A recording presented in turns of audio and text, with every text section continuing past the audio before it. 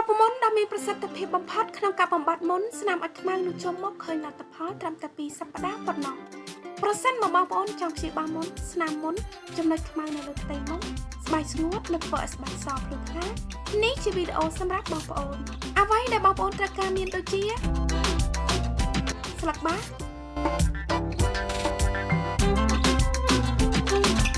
យើងត្រូវបោកស្លឹកបាសឲ្យម៉ត់ស្លឹកបាសមានសារធាតុប្រឆាំងអុកស៊ីតកម្មច្រើនប្រភេទជួយព្យាបាលមុនស្នាមមុននិងធ្វើឲ្យស្បែកសភ្លឺថ្លាបន្តមកច្របាច់យកទឹក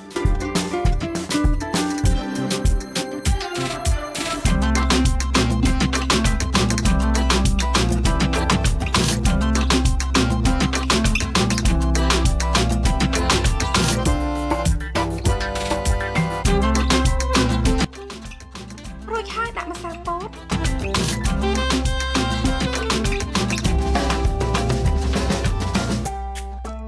សូមកូររហូតដល់តែម្សៅពោតរលាយអស់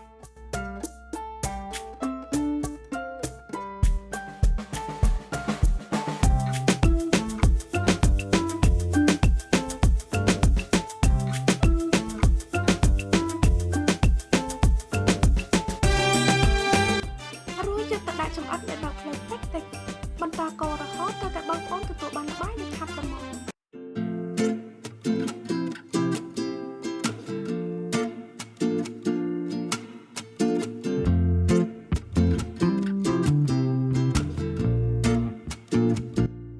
បន្ទាប់មកបិទភ្លើងរួចហើយទុកឲ្យត្រជាក់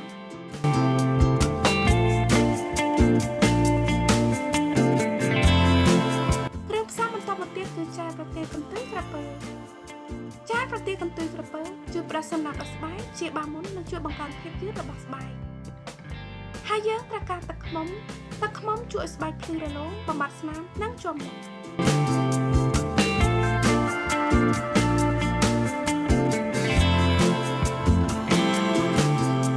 សូមកូរច្របល់គ្រឿងផ្សំទាំងអស់ឲ្យបានសព្វចូលគ្នាល្អ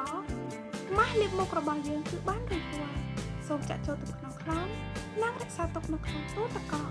ហើយបងប្អូនអាចទុកប្រើបានយូររហូតដល់ទៅ7ថ្ងៃ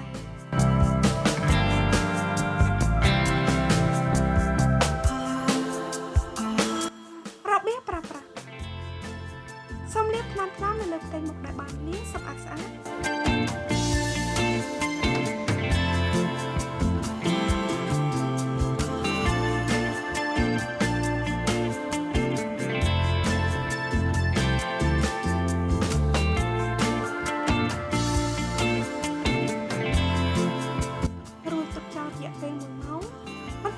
សាថ្នាំរួចលាងទឹកចាស់កុំភ្លេចលាបឡេឬប្រេងផ្ដាស់សំណាមបងប្អូនប្រជាប្រចាំសម្រាប់លទ្ធផលកាន់តែប្រសើរសូមប្រើរូបមន្តម្ដងក្នុងមួយថ្ងៃរហូតមកបាន14ថ្ងៃជាប់គ្នាសម្រាប់លទ្ធផលឆាប់ៗ